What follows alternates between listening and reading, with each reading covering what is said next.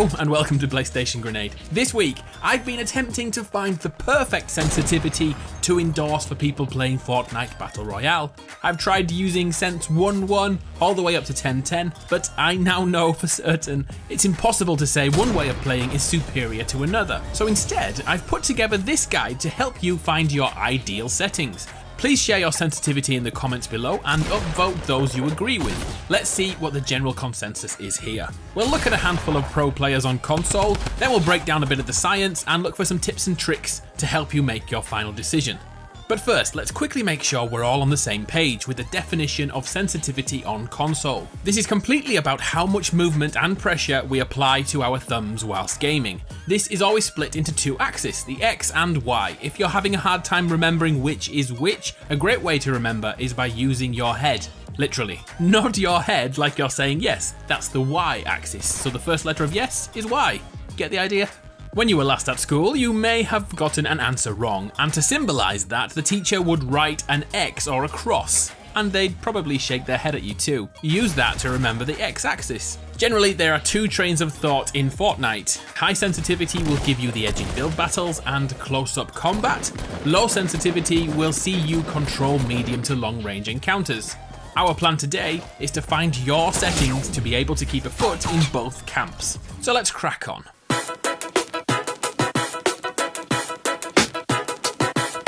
Let's look at the sensitivity of a few pro gamers and YouTubers to get a grasp of the key differences in playstyle. Probably the most well-known PS4 player is Nick Mercs, who is so good he can beat professional PC players using mouse and keyboard.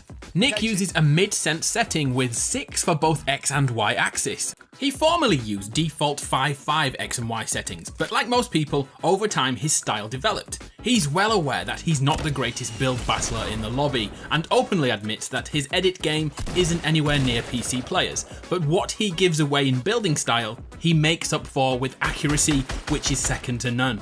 His playstyle is offense and quick kills, favouring attack shotgun over a pump. He also uses a pro controller to jump using his left middle finger, therefore his right thumb never leaves the stick.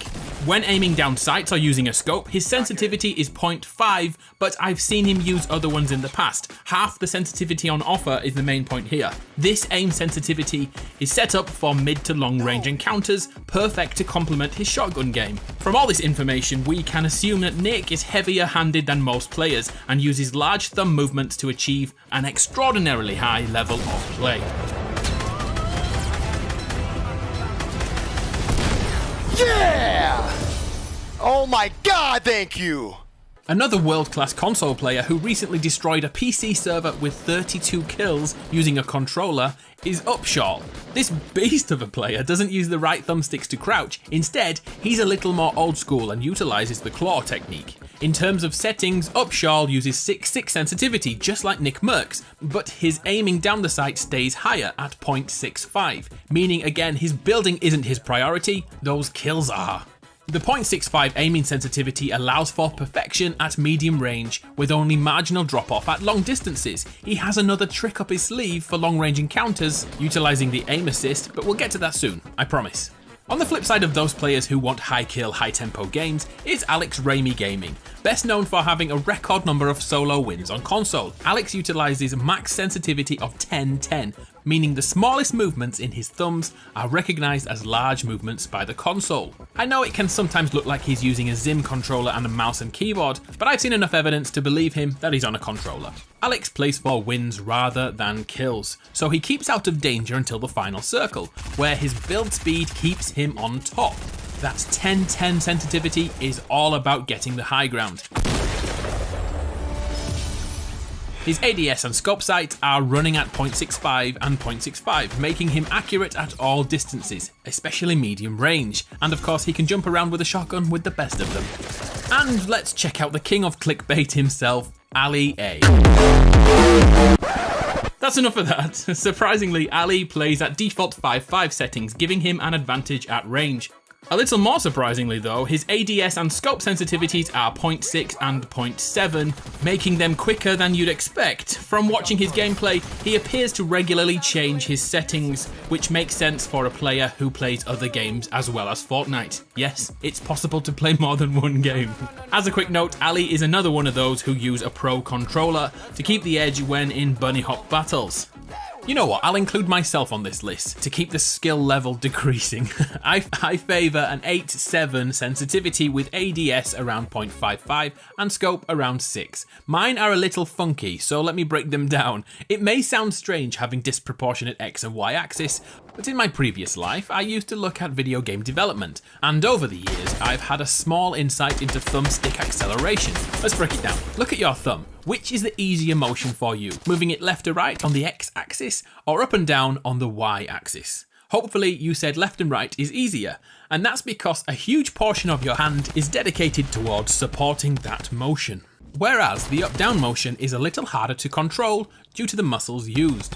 Since thumbsticks were introduced, the Y-axis, the up and down one, was accelerated to feel closer to the X-axis. So before we even choose our own sensitivity, always be mindful that it's highly likely the up-down motion is already a point or two higher than the X-axis.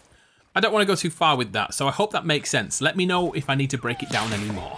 Anyway, let's move on before things become too technical. Here's the question. So how the heck do we figure out which sensitivity we should use? Well, there are a few drills we can try out in playground mode, or if that's down, pick a game mode and fly to the edge of the map for some alone time. The first drill is designed to test your X-axis movement. Find a tree, a lamppost, a telegraph pole, and aim your reticle at it, but don't aim down the sights. We'll get to that, I promise. For now, move to your right and attempt to keep the cursor in the middle of that object. Count how many times it drops out in around 5 seconds. Now go back the other way and count the mistakes. Try this at different distances. If there is no chance that you can keep control, now's a great time to try other sensitivities. Once you're settled and happy, try the whole thing with more pace. In fact, change up your movement to truly test yourself. If you're happy, now we can introduce the up-down motion into the mix, which will test your Y-axis skills on top of your X. It's not easy, is it? Don't worry though, we aren't looking for perfection, just control, so stay around the target if possible. So now we'll bring in hip fire and a little building. Generally, it's accepted that higher sensitivity is needed for building, but that also reduces quick fire accuracy with weapons. So we want our sensitivity to be as high as possible without losing confidence in our shot. Now we're going to build up a little before taking shots. For added muscle memory training, attempt to jump from a ramp and aim with your shotgun to destroy items in the world. When I say aim, I'm referring to hip fire when in close combat. I personally like the motel at the north of the map, as it has these parasols to practice with. If you're using a standard controller, this drill will test your ability to jump and then return your thumb to the stick to fire with accuracy. If you play claw or use a pro controller, still give this a go and try to count how many shots you land in a row. So now we're getting a feel for our sensitivity. At any point you want to switch up the sensitivity, but keep in mind whatever you settle on will take time to learn and will probably change in the future. Here's a crucial point. Make sure you are aiming both left and right. It's important, as you'll see which is your dominant side. It's like handwriting, right or left, one always feels more comfortable. Learn which is your favoured position and plan better in battle. Try the whole thing with different weapons, such as a spam weapon like a drum gun. Another thing to note here is that the aim function is set to favour right-sided players. Here's an example. Here I can aim off the right-hand side of my ramp, but if I try this on the left, it's simply impossible. So always keep that in mind. Your strength is your right-hand side. So at this point, we can aim and move, we can build and fire from the high ground, we can jump and flick shot with the best of them. But at this point, we're still shooting inanimate objects.